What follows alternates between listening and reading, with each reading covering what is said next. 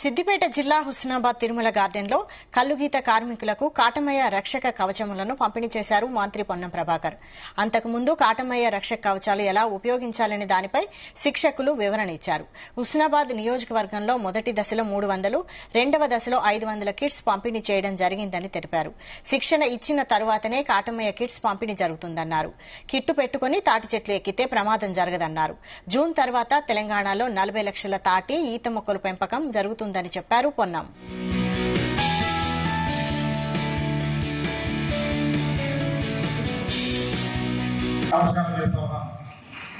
ఈరోజు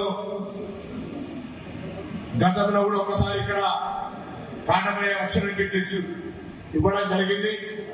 మళ్ళీ ఈరోజు 500 శాంక్షన్ చేసుకొని 500 మందికి శిక్షణ ఇచ్చి ఇవాళ మళ్ళీ కాటమయ్య కిట్లను పంపిణీ చేసుకుంటా ఉన్నాం.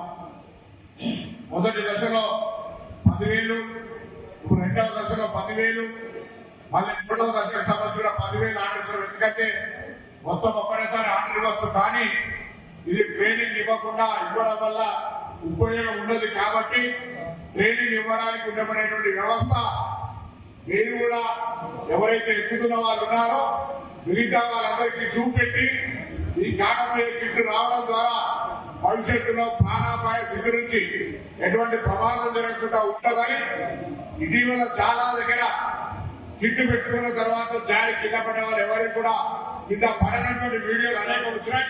చూడండి ఒకసారి, మీరు కూడా ప్రాక్టికల్ ఒక్కసారి దాటి చెట్టు ఇప్పుడు కిట్టు పెట్టుకుని